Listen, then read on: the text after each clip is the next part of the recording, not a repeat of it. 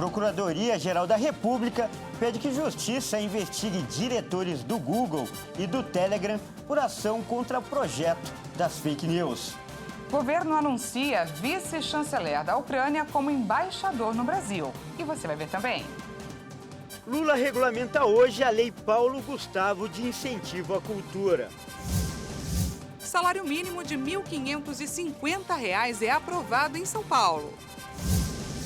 Ponte desaba na Finlândia enquanto crianças passavam pelo local. Lei que pode ser a primeira do mundo a regulamentar inteligência artificial avança na União Europeia. Essas e outras notícias você confere a partir de agora.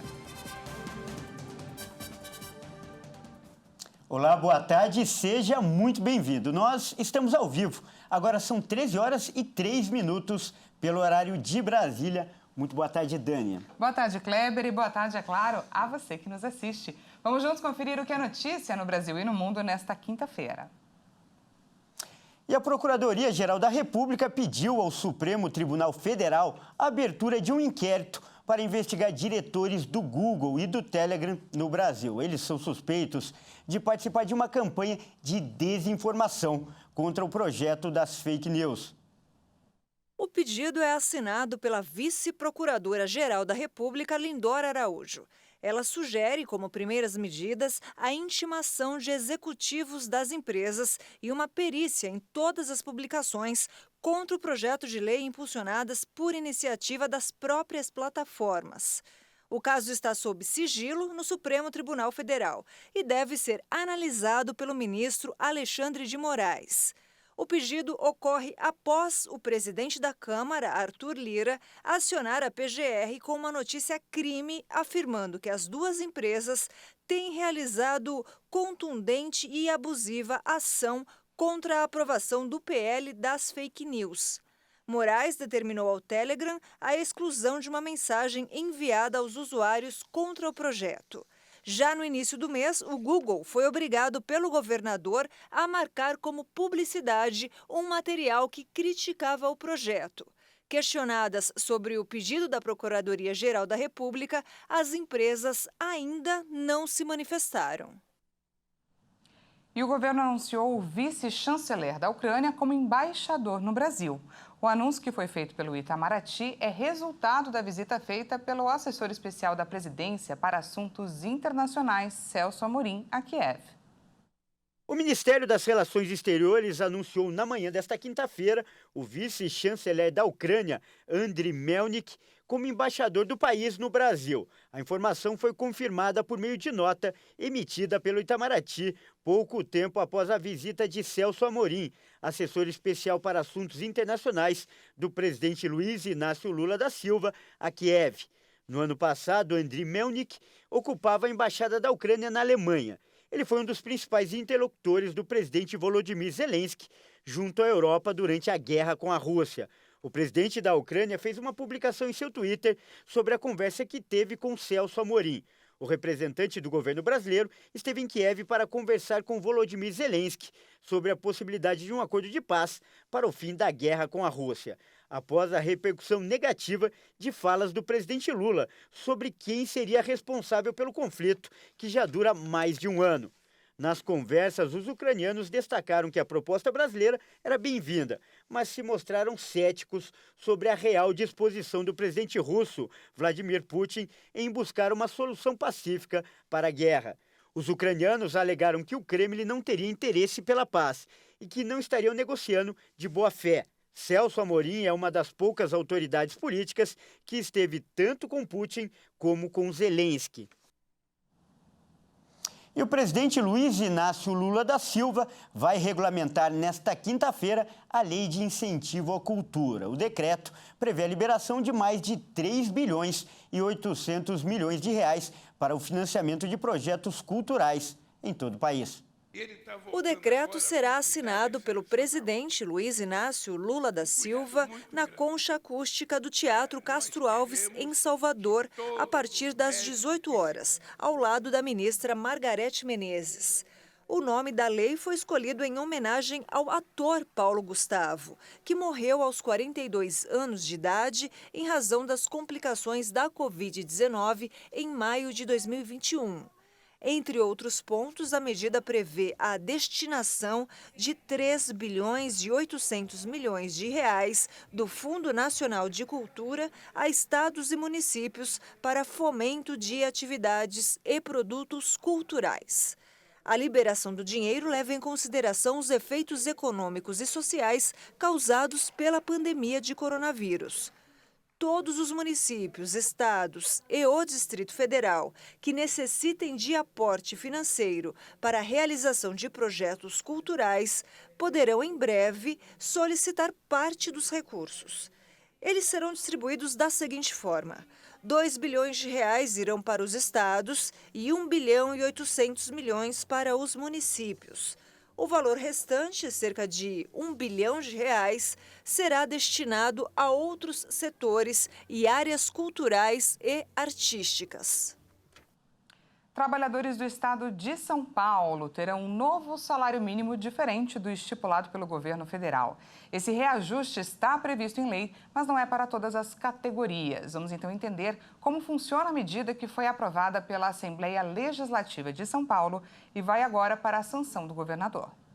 O aumento do salário mínimo estadual atende à Lei Complementar Federal número 103/2000, que autoriza os estados a definirem pisos regionais superiores ao do governo federal. Para isso ser definido, segundo o governador Tarcísio de Freitas, são levadas em consideração a questão da capacidade fiscal do estado de suportar o aumento e também a questão da empregabilidade. Antes, o teto salarial mínimo para o estado de São Paulo era dividido em duas faixas. A primeira faixa salarial, de R$ 1.284, inclui trabalhadores domésticos, de serviços de limpeza e vendedores, entre outros. Na segunda faixa, de R$ 1.306, estão inclusos trabalhadores da área de transportes, comunicações e de setores agropecuários e florestais.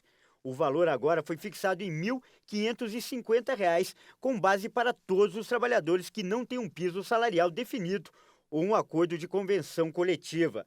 O ajuste é de 20,7% para quem recebia a primeira faixa e de 18,7% para a segunda. Além da alteração do salário, agora a categoria de profissionais que cuidam de idosos também foi incluída no grupo que pode receber esse valor.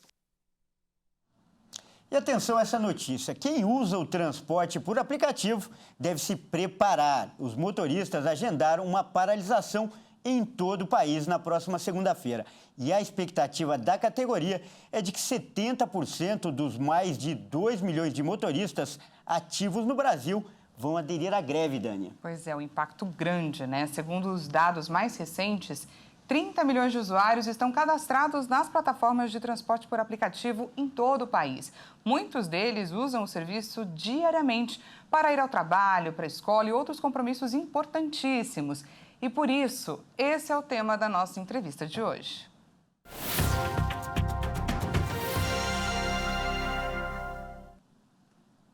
E para falar sobre esse assunto, nós vamos conversar agora com o Rafael Calabria, que é coordenador de mobilidade do IDEC, o Instituto de Defesa do Consumidor. Muito boa tarde, seja muito bem-vindo.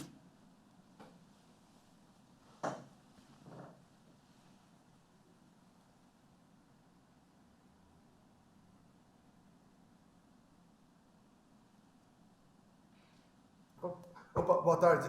Desculpa, eu estava com o microfone fechado. Boa tarde, Daniela. Boa tarde, Kleber. Obrigado pelo convite para debater esse tema tão importante. Agora sim conseguimos ouvi-lo. Primeiro, Rafael, eu peço que você assista esse vídeo que foi gravado pelo representante do Sindicato dos Motoristas de Aplicativo. Vamos conferir juntos. Olá, categoria, aqui quem fala é Leandro Cruz, presidente do Sindicato dos Motoristas com aplicativo do Estado de São Paulo. Estou gravando esse vídeo aqui no dia de hoje, porque dia 15 agora, segunda-feira, teremos uma paralisação nacional. E nós motoristas, nós liderança, temos que ser muito inteligentes. Por quê? Porque já estamos na mesa de negociação para uma regulamentação da categoria. E quero chamar a atenção dos trabalhadores que essa paralisação tem que ser pacífica. temos que mostrar para a plataforma e para o governo que estão insatisfeitos com os valores que nós vem recebendo. Não podemos mais aceitar corrida de 5,62. O mínimo tem que ser R$10 e por KM tem que ser no mínimo R$2 por KM. Então essa reivindicação nossa, ela é legítima, porém temos que ter inteligência nessa paralisação nacional. Não podemos fazer uma desordem na cidade e muito menos no Brasil. Então conto com vocês para essa grande paralisação, rumo à vitória, vamos juntos nessa. Bom, Rafael, hoje o serviço de transporte, esse serviço já pode ser considerado de utilidade pública. Na sua opinião, as leis evoluíram nessa mesma velocidade, tanto para proteger os motoristas e também os passageiros, que são, de fato, os consumidores? Pois é, a inovação dos aplicativos é muito mais rápida que a legislação. A gente precisa aprofundar esse debate. Teve já uma lei em 2018 que começou a se atualizar, mas falta entendimento ainda na nossa visão de entender o sistema como um sistema de transporte nas cidades, então impacta o deslocamento das pessoas, impacta o trânsito, impacta o transporte coletivo, e o ponto que interessa mais aos trabalhadores, que é essa relação da garantia do trabalho com qualidade dele. E isso impacta o cidadão, porque um trabalhador que precisa se exaurir, trabalhar demais e cansar, vai gerar uma situação de insegurança. Então é de interesse dos usuários que os trabalhadores tenham condições dignas de trabalho e trabalhem com qualidade, com conforto e exerçam o serviço com segurança. E, Rafael, se confirmada essa adesão de 70% na segunda-feira, qual o cenário que você projeta? Dá para dimensionar a falta que os carros de aplicativo vão fazer um dia na vida dos brasileiros? É um tema de atenção para as cidades, né, que gerem sistemas de mobilidade. Deve ter um aumento do uso de carro, né, de quem tem carro particular e vai deixar de usar o transporte para usar carro. E, eventualmente, um aumento também da demanda por transporte coletivo. Então, as cidades têm que analisar isso e oferecer o serviço, né, de acordo, principalmente aumentando a frota do transporte coletivo. Esse também é um dos temas que mais falta na legislação. A gente não tem dados de quantos usuários tem por dia, quais são os percursos que usam, quais são as linhas que vão ser impactadas. Esse também é um tema, o impacto que esse sistema gera nas cidades é um tema que a legislação desse setor precisa abordar. Olha, e é importante ressaltar que nossa produção também procurou as empresas de transporte por aplicativo, mas até agora não recebemos a resposta. Nós acabamos de conversar com o Rafael Calabria, que é coordenador de mobilidade do IDEC. Muito obrigado pela sua participação. Obrigado, boa tarde. E veja a seguir, mais de 20 pessoas, a maioria crianças, ficam feridas após a queda de uma passarela na Finlândia. E ainda, a lei que pode ser a primeira do mundo a regulamentar a inteligência artificial avança na União Europeia. Nós voltamos já.